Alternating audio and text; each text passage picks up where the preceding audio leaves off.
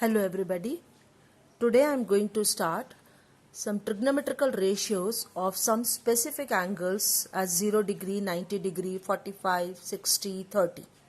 First of all, let me just explain you about the trigonometrical ratios of specific angle 0. On that day, as I told you that we have to take only right angle triangle in trigonometry chapter. So here angle A and angle C are two acute angles. This angle is 90 degree because ABC is a right angle triangle. So out of these two angles, if I am going to take one angle as 0, then what will be the value of sine 0 or cos 0 or tan 0? That means what will be the trigonometrical ratios for a particular angle. So here particular angle is 0. For this, I am going to explain with these figures. Here first of all ABC is a right angle triangle where I am going to consider angle A. This angle A is acute angle. As we are going to decrease the value of A, that means suppose this one is 30 degree. Now it close to 0. When we close to 0, that means this line is decreases. So this angle decreases here and like this it becomes very close to 0. That means a straight line. So this opposite side and hypotenuse of this triangle will change in this figure because the angle decreases. This opposite side get reduced and this point C is very close to 0. Here after this figure, next figure, again angle A is close to 0. This point C is also on point B. That means there will be no opposite side, no hypotenuse. Got it? So for this type of angle, that means for sine 0 degree, and what is sine? It is actually opposite side divided by hypotenuse. That means longest side. So what is opposite side here? Nothing. And what is hypotenuse? Again nothing. So here we are going to write sine 0 is 0 degree. Nothing is there. So the value of sine 0 is 0. But in the same figure, if it is cos 0 degree, then cos is what? Cos is always adjacent side divided by hypotenuse. So in this figure, what is adjacent side? Adjacent side is AC. And hypotenuse also becomes this because C and B are coincide with each other. So adjacent side is AB. Hypotenuse is also AB. That is, I am going to write here AC and AB because they overlapped each other. That's why we can write AB by AB, that is equals to 1. Hence, the value of cos 0 is equals to 1, but sine 0 is 0. Here we can write, because opposite side, we don't have any opposite side, that means 0. Okay, nothing is there as opposite side. But hypotenuse was AB. Suppose you are going to write as AB, then also it is equal to 0. So, sine 0, 0 and cos 0, 1. Similarly, you can write any other, that means like suppose cosec 0. And on that day I told you cosec is reciprocal of sine. So it is 1 by sine 0. That means 1 by 0. That is equals to infinity. And then sec 0. What is sec 0? 1 by cos 0. What is cos 0? Already you found as 1. So it is 1. Similarly, tan 0. Tan is, on that day I told you, sine by cos. Here the degrees are same. Sine 0, 0, cos 0, 1. So it is 0. And cot 0, just a reciprocal of tan. So 1 by tan 0 means 1 by 0, that is equals to infinity. So for particular angle 0, we have these trigonometrical ratios with the different values. So here sine 0, 0, cos 0, 1. Cosec 0 infinity, sec 0 1, tan 0 0, cot 0 infinity. Clear? So you have to remember all these values. It is only about of 0 degree and I am telling you about all the acute angles like 30 degree, 45 degree, 60 degree, because we are going to take these standard angles. Since in case of 0 degree, we are going to make this angle as 0. So we have drawn figure in this way, so that here clearly mentioned that this angle comparatively with this angle is greater, and again it will get down, that means get decreases. Okay, that means we are going to make angle smaller and smaller, so that it becomes only line at the last case. But in case of 90 degree, as A and C are acute angles, we are considering here again this angle A. So here now we are going to larger and larger, that means we have to increase this angle, and when we increase this angle, then the figure becomes like this. That means here this angle, this point is very far away from point B, that's why this angle is smaller. As soon as you are going to shift this point A very closer to B, this angle is greater. Again, one chance is there, as you are going to shift point A towards B, it makes 90 degree, that means larger and larger. That time this point C becomes very close to 0 degree. Clear? So A पहले जब आपने 0 degree लिया था तब उसको smaller करना था, 0 बनाना था. अब अगर 90 डिग्री लेंगे तो A को 90 बनाना है, मीन्स आप पॉइंट A को शिफ्ट करेंगे. उस टाइम पे आपके पास ये जो हाइपोटेनस था लॉन्गेस्ट साइड, उस टाइम पे ये शिफ्ट होकर यहाँ पर आएगा, ये उसका हाइपोटेनस हो जाएगा, और जैसे जैसे उसको और 90 के क्लोज लेकर आएंगे, वो पूरा AC जो है वो इसी BC के इक्वल हो जाएगा. That means this AC completely overlapped over the point on the line segment BC. ये और ये दोनों सेम हो जाएंगे, और उस केस में पॉइंट A भी यहाँ पर आ जाएगा, मीन्स A एज 90 डिग्री हो गया. उस टाइम पे C हमारे पास very close to 0. So that we are going to write sine for this sine. जैसे हमने लिखा साइन 8 डिग्री, तो A तो हमारे पास अब क्या हो गया 90 डिग्री. तो अब हमारे पास स्पेसिफिक एंगल है साइन 90, और साइन हमेशा हमारे पास क्या होता है, opposite side divided by hypotenuse. उस दिन मैंने आपको ये कहा भी था, PBP अपॉन HHB, उसके अकॉर्डिंग भी आप देखेंगे तो आपको यही मिलेगा. तो यहाँ पे आपके पास ऑपोजिट साइड अब आपके पास क्या होगी, BC. ओके, और हाइपोटेनस भी वही हो गई क्योंकि वो दोनों ओवरलैप हो चुके थे.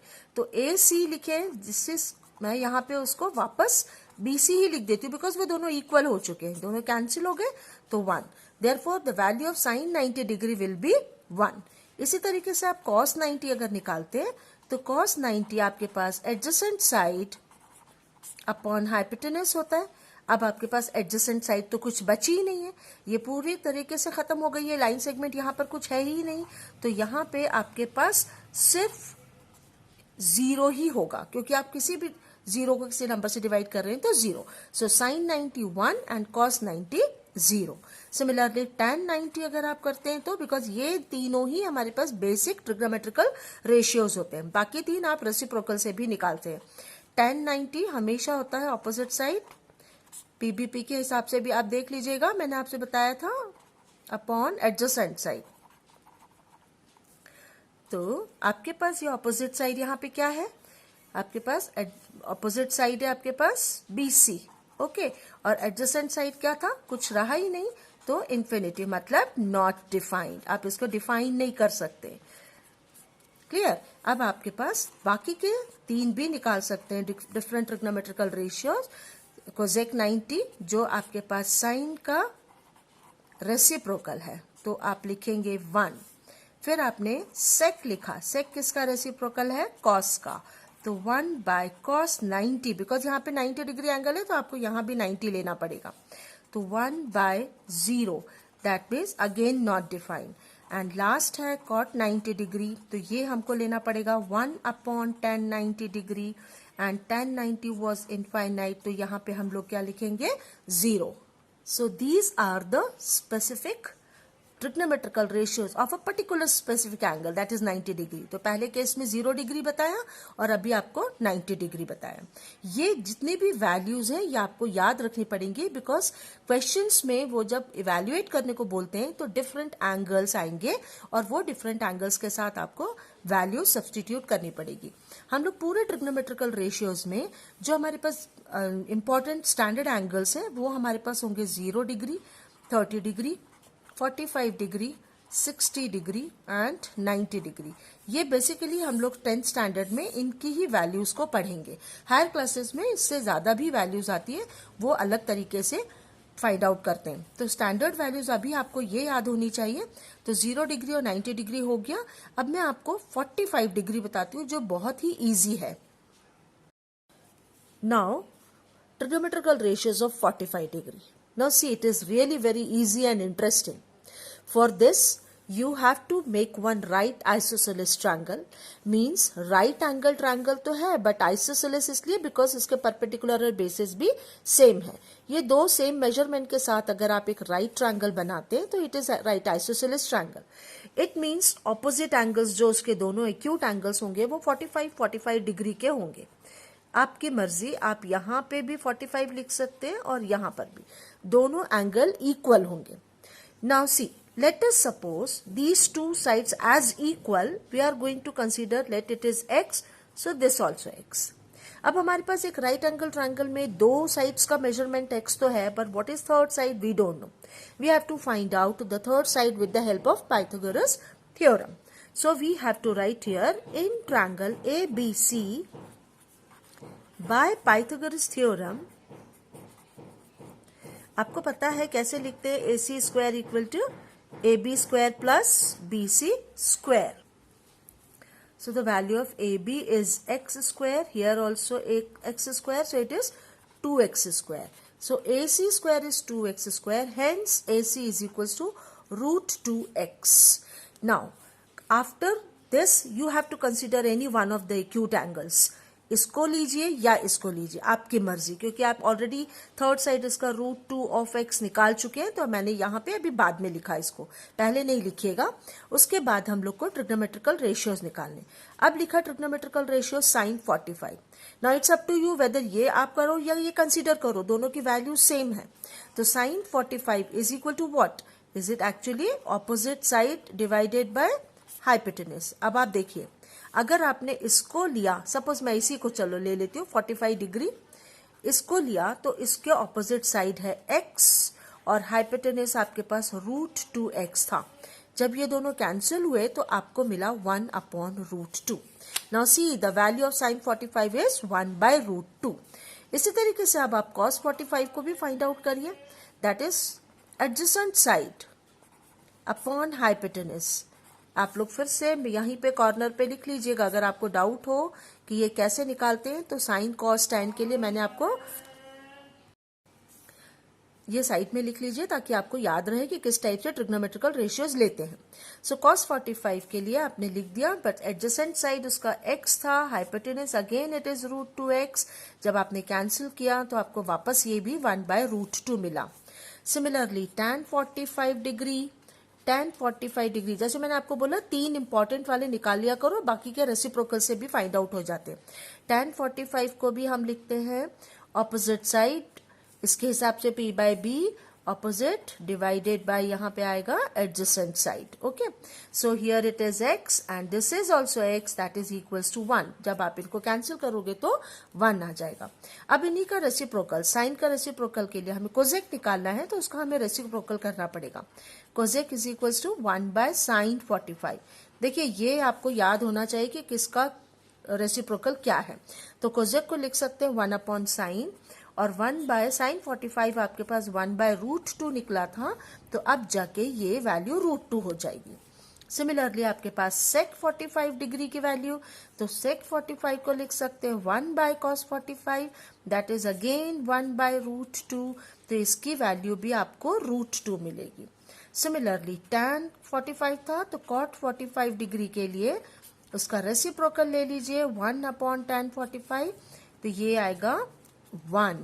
तो अब आप देखिए ये आपके लिए इतनी इंपॉर्टेंट है कि ये जितनी भी वैल्यूज हैं आपको पूरे डिग्रीज के डिफरेंट 45 डिग्रीज के डिफरेंट ट्रिग्नोमेट्रिकल रेशियोज में ये वैल्यू आपको याद होनी चाहिए। तो ये कैसे फाइंड आउट करते हैं, ये उसका बेसिक कंसेप्ट ऐसे दिया है, आप इसको समझ लीजिए तो आपको ये निकालना भी आ जाएगा और प्रैक्टिस हो जाएगी, बार बार आप इसको याद भी करोगे। अदरवाइज इसको याद करने की जो एक ट्रिक होती है वो भी मैं आपको समझा दूंगी। Now the last concept of trigonometrical ratios of all the angles as 30 degree and 60 degree remain. अब 30 और 60 का बचा हुआ है तो मैं आपको एक्सप्लेन करती हूँ। How we are going to find out all the trigonometrical values of the angles 60 degree and 30 degree. For that we need to draw one equilateral triangle. जैसे 45 डिग्री में आपने राइट आइसोसेलेस ट्रायंगल ड्रॉ किया था, यहाँ पे आपको एक equilateral triangle लेना है in which all the three sides are equal and you have to all the three sides are equal, that means all angles are equal, each angle measures as 60 degree. Clear, ये तो आप सबको पता है। Now from point A draw a perpendicular which bisect BC। Point A से एक perpendicular draw करेंगे जो इसको बाइसेक्ट करेगा, तो यहाँ पे जो एंगल्स आएंगे वो भी बाइसेक्ट हो जाएंगे। यहाँ पे परपेंडिकुलर ड्रॉ करोगे तो ये 90 हो जाएगा और यहाँ जो एक्यूट एंगल आएगा वो 30 डिग्री आएगा। तो इसको हम लोग एक परपेंडिकुलर बाइसेक्टर ड्रॉ करके दिखाते हैं। तो when you draw perpendicular from point ए, तो ये एंगल आपको 90 मिलता है यहाँ, और ये दोनों angles divide equally into 30-30, that means equally divided into two parts। 60 degree का पहले फुल एंगल था, अब वो 30-30 डिग्री के हो जाएंगे। जैसे ये दोनों 30-30 डिग्री के हो गए, ये 90 हो गया, ये ऑलरेडी 60 डिग्रीज थे, then we have to consider any one of the 30 degree और 60 degree to get the values of different trigonometrical ratio under these condition, under these specific angles. Okay, so let us suppose we are thinking about that, अगर हमको 30 degree निकालना हो तो अभी तो हमारे पास कोई भी मेजरमेंट दिया ही नहीं है साइड का। For that we need to consider that it is an equilateral triangle. So let us suppose all the three sides are equal to x. Okay तो ये पूरा मेजरमेंट x है, ये भी x है, ये भी x है। When you divide it into two equal part, तब ये x/2 होगा, ये उसका भी हाफ, मतलब x/2। पूरे का हाफ 2 पार्ट्स में डिवाइड हो जाएगा, मतलब ये पूरा x था, अब आप इसको 2 इक्वल पार्ट में डिवाइड करेंगे। तो ये हमारे पास x, ये भी x, ये पूरा हमारे पास x, but after just making a perpendicular bisector it becomes x/2 और ये भी x/2। Now out of these two right angle triangle, देख लीजिए ये एक right angle triangle है, ये भी एक right angle triangle है। Out of these two you can consider any one of them and find out the different trigonometrical values with the angle 30 degree और 60 डिग्री। तो मैं 30 डिग्री के लिए यहाँ लिखूंगी और 60 डिग्री का राइट साइड में लिखूंगी, but before that we should find out the measurement of AD। हमको ये नहीं मालूम है अभी तक, तो पाइथागोरस थ्योरम से AD की वैल्यू निकालेंगे। So I am going to take this triangle ABD, तो I will write here in triangle ABD by Pythagoras theorem we should write AB square equal to AD square plus BD square. What is AB आपने लिख लिया क्योंकि आपको figure के according मालूम है उसका measurement. AD unknown, BD x/2 का होल स्क्वायर। अब आपने इसको सॉल्व किया तो आपके पास स्क्वायर करने के बाद x²/4 आया, and when you shift it ये आपके पास आ जाएगा सब्ट्रैक्शन में, x² माइनस x²/4। अब आप इसको एलसीएम लेंगे तो आपके पास आफ्टर एलसीएम 4 1 4 -1 3x²/4 पूरा सिंप्लीफाई करके ये आ गया। इसका मतलब है AD आपने स्क्वायर रूट लेना पड़ेगा इस तरफ, तो आपको वैल्यू मिलेगी सिर्फ √3। 4 का स्क्वायर रूट आपने लिया है तो 2, और x² का स्क्वायर रूट लेंगे तो सिर्फ x। तो आपको ये AD की वैल्यू मिल गई। मतलब अगर आप एंगल 60 डिग्री कंसीडर करोगे तो उसकी ऑपोजिट साइड की लेंथ आपको मिल चुकी है एज √3/2x, और अगर आप 30 डिग्री एंगल लेते हो तो आपको एडजेसेंट साइड की भी लेंथ मालूम है, दैट इज √3/2x। ओके, अब उसके बाद हम लोग 30 डिग्री और 60 डिग्री के लिए डिफरेंट ट्रिग्नोमेट्रिकल रेशियोज निकालेंगे। हियर 30 डिग्री सबसे पहले लेते हैं, साइन 30, मतलब आप इस एंगल को कंसीडर कर रहे हो तो उसके ऑपोजिट साइड ये हो जाएगी, एडजेसेंट साइड ये हो जाएगी और हाइपोटेनस ये हो जाएगा। फिर से बोल रहे हैं साइड ऑपोजिट टू जो भी आप एंगल ले रहे हो उसके ऑपोजिट साइड ये, एडजेसेंट साइड ये और 90 डिग्री के ऑपोजिट वाला हाइपोटेनस। सो साइन 30 आपके पास, मैं अगेन यहाँ पे लिख देती हूँ, आप लोगों को हर बार ये लिख लेने से कभी भी कंफ्यूजन नहीं होगा, ये एक ट्रिक है इसीलिए बस बोल रही हूँ लिखने को। तो आपने साइन 30 के लिए लिखा था ऑपोजिट साइड अपॉन हाइपोटेनस, तो ऑपोजिट साइड आपके पास क्या है, x/2, ये वाली। हाइपोटेनस क्या है, x, तो आपने जब इसको सॉल्व किया तो x कैंसिल हो जाएगा, आपको मिलेगा 1/2। नाउ सी साइन 30 की वैल्यू आ गई 1/2।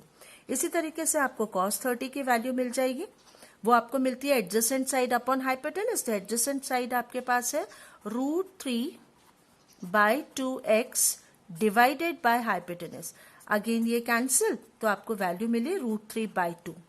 फिर आपके पास tan 30 आता है, that is equal to opposite upon adjacent. Opposite आपके पास था x/2 और एडजेसेंट है √3/2x।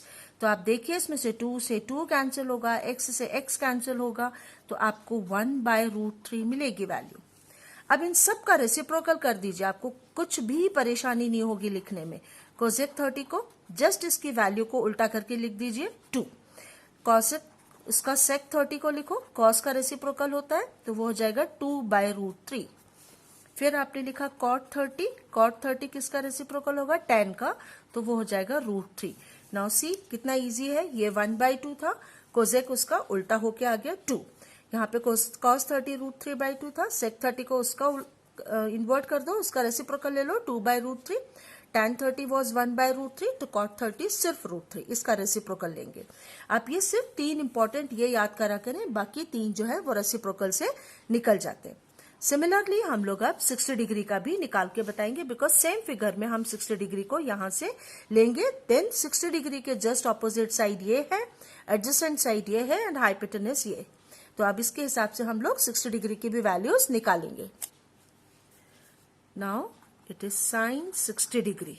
अब आप खुद देखिए 60 degree, sine 60 is opposite side upon hypotenuse, opposite side is √3/2, √3/2x upon hypotenuse, hypotenuse is x, तो ये दोनों कैंसिल, तो वैल्यू क्या हो गई आपके पास, √3/2, ये आपकी वैल्यू निकल गई।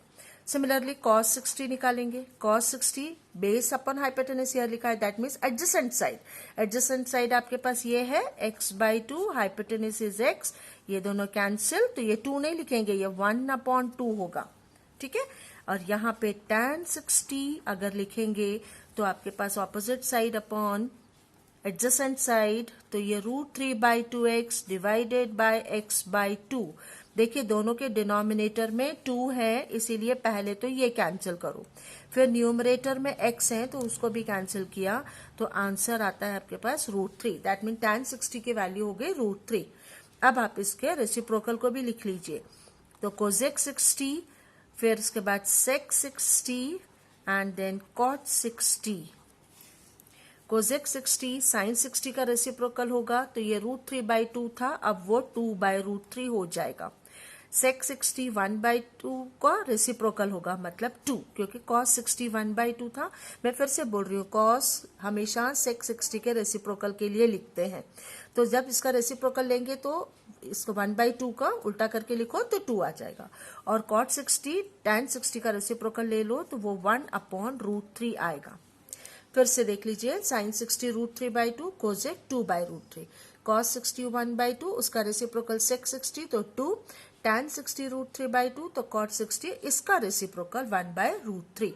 तो these are the different trigonometrical ratios of 60 degree, 30 degree, and already I told you about 0, 90 and 45. Hope it is clear to all of you, and I will explain you about how to learn all these different values under different specific angles.